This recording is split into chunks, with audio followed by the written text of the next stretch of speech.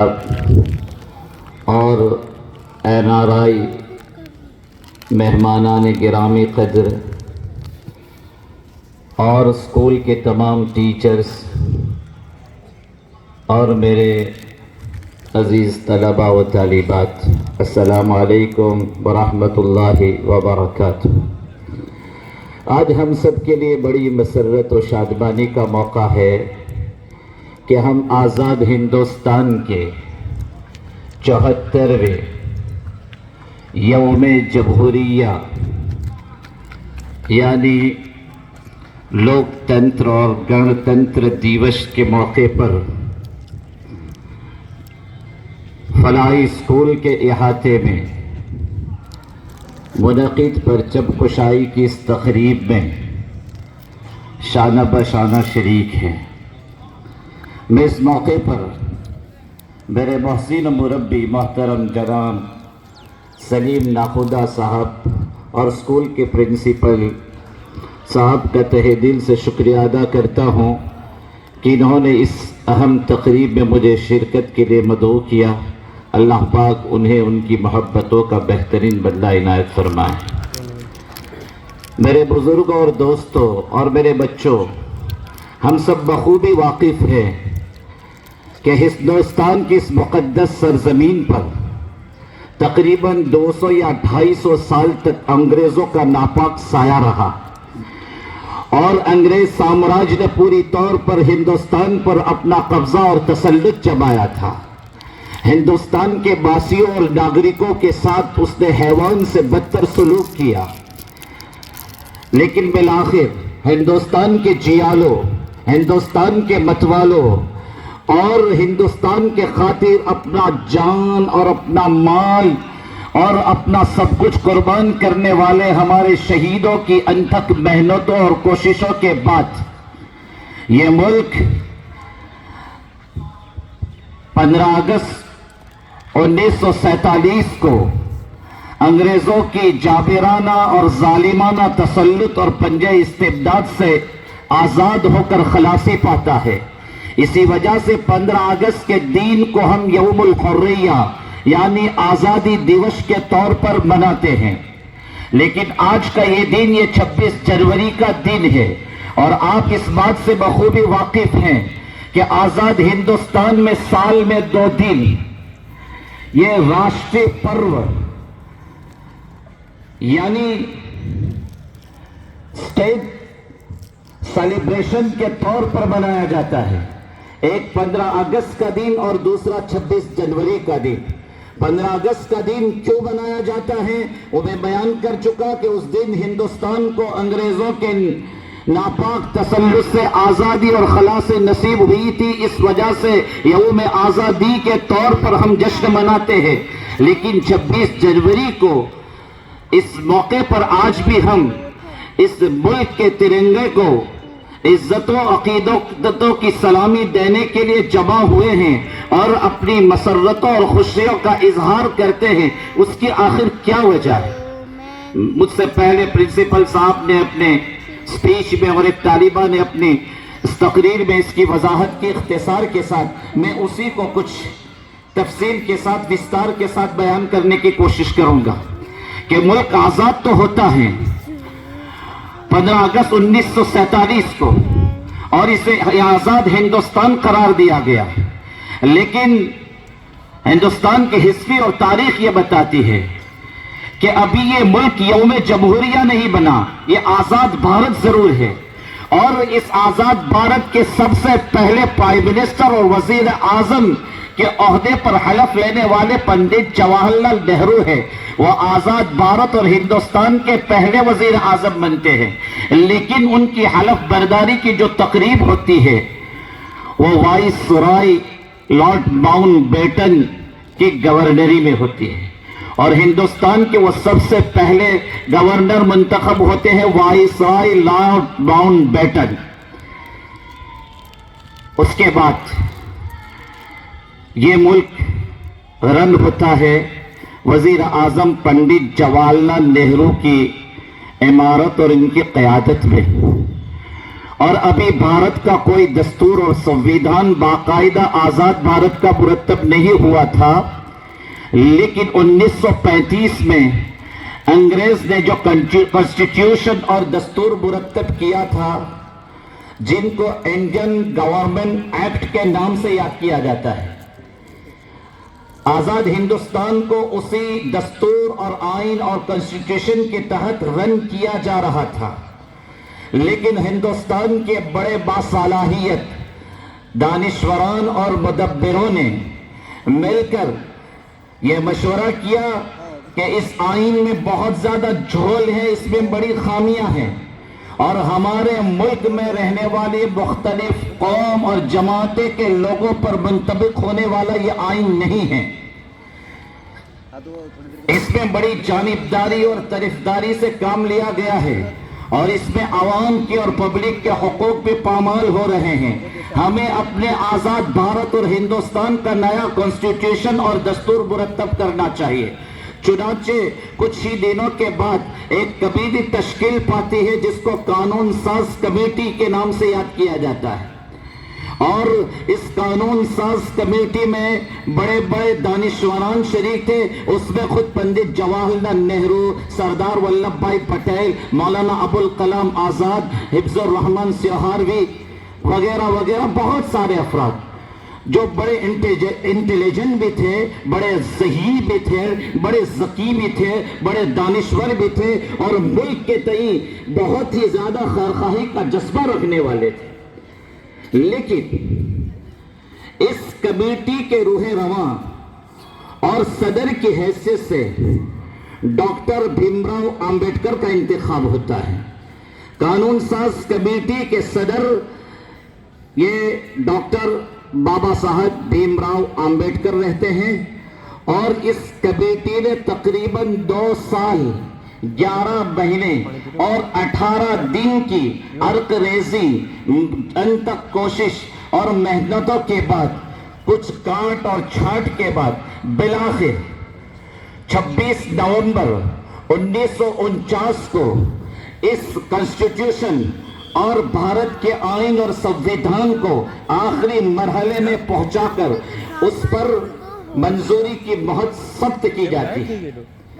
اور وہ کون سا دن ہے؟ 26 نومبر، یاد رکھنا، 26 نومبر 1949۔ اسی وجہ سے آج بھی آزاد ہندوستان میں 26 نومبر 1949 والے اس دن کو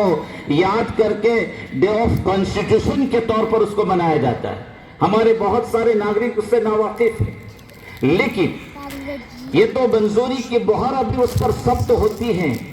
لیکن باقاعدہ 26 جنوری 1950 کے دن اس کا نفاذ ہوتا ہے، اس کو قانونی طور پر عمل میں لایا جاتا ہے۔ وہ دن کون سا تھا؟ 26 جنوری 1950 کا دن، اور آج یعنی 26 جنوری 1950 کے اسی دن کی یادگار کے طور پر ہم اس پرو کو مناتے ہیں،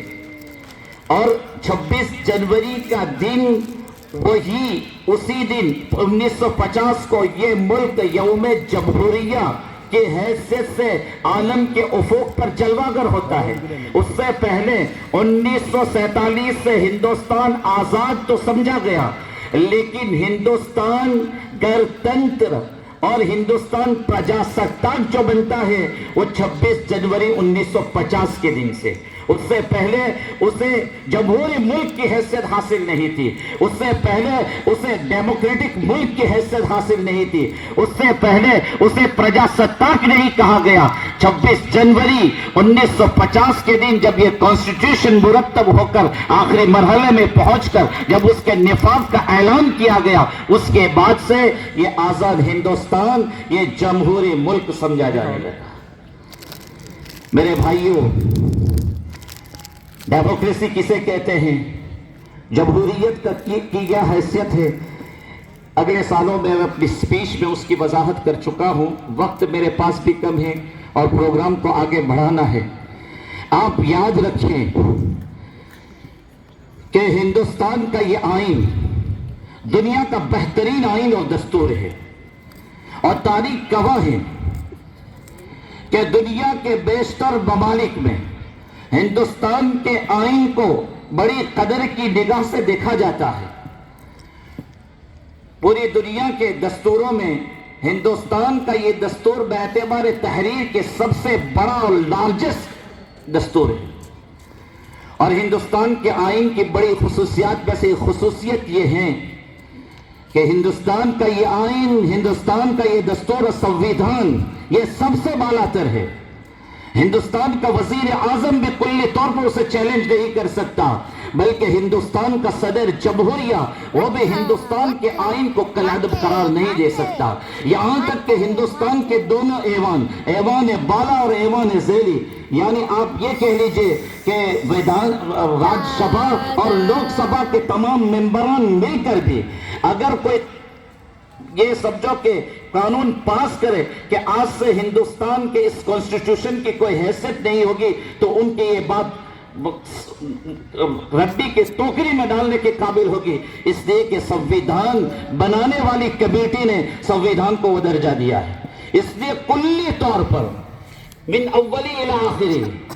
اے سے لے کر زید تک پورے سنویدھان کو کوئی بھی ناکر اور معطل بنانے کی پوزیشن میں نہیں ہے۔ یہ الگ بات ہے کہ سنویدھان میں اس بات کی گنجائش ہے کہ ہندوستان کے ایوان بالا اور ایوان ذیلی کے ممبران اپنی اکثریت کے ساتھ اس میں جزوی کچھ ترمیم کرنا چاہے کر سکتے ہیں، اور اس کی بھی اکثریت کے بعد بالآخر